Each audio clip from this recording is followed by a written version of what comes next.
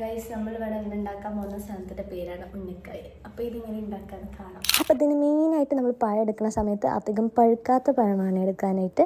എന്നിട്ട് നമുക്ക് ആവിയിൽ അങ്ങോട്ട് വേവിച്ചെടുക്കാം. പിന്നെ തേങ്ങ പൊളിക്കുക, തേങ്ങ പൊട്ടിക്കുക, തേങ്ങ ചിരവ്. തേങ്ങ സെറ്റായിട്ടുണ്ട് ഗൈസ്. ഇനി നമുക്കിത് ചിരവിട്ട് വരാം.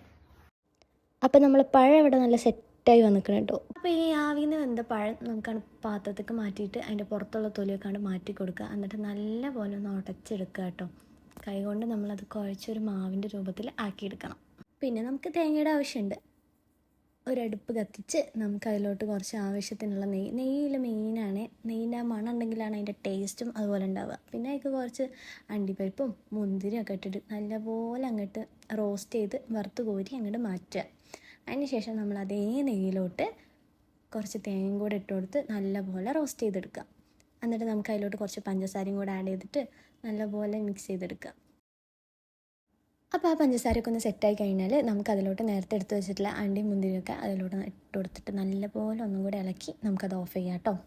അതിന് ശേഷം നമ്മൾ നമ്മുടെ കയ്യിൽ കുറച്ച് നെയ്യാക്കിയിട്ട് ഒട്ടിപ്പിടിക്കാതിരിക്കാനാണ് നമ്മൾ കുറച്ച് മാവെടുത്ത് നല്ലപോലെ ഉരുണ്ടയാക്കിയിട്ട് നമ്മൾ കൈയുടെ ഉള്ളിൽ വെച്ച് ഇതുപോലെ പരത്തി കൊടുക്കുക. എന്നിട്ട് നമ്മൾ നേരത്തെ ഉണ്ടാക്കി വെച്ചിട്ടുള്ള ഫില്ലിങ്ങില്ലേ, ആ ഫില്ലിങ് ഇതിലോട്ട് ഫില്ല് ചെയ്തിട്ട് നല്ലപോലെ നമ്മുടെ ഒരു ഉന്നക്കായയുടെ ഷേപ്പിൽ അങ്ങോട്ട് ആക്കിയെടുക്കുക കേട്ടോ. അതാണ് അതിൻ്റെ ഒരു രസം കാണുമ്പോൾ. പിന്നെ നല്ല തിളച്ച എണ്ണയ്ക്ക് അത് അങ്ങോട്ട് ഇട്ടിട്ട് പൊരിച്ച് കോരി എടുക്കുക. പിന്നെ ഒന്നും നോക്കണ്ട, അങ്ങോട്ട് കഴിക്കുക. ഇതിൻ്റെ ഉള്ളിലിതാ ഇതുപോലെ ഇരിക്കട്ടെ കാണാൻ. അപ്പോൾ ഓക്കെ, ബൈ.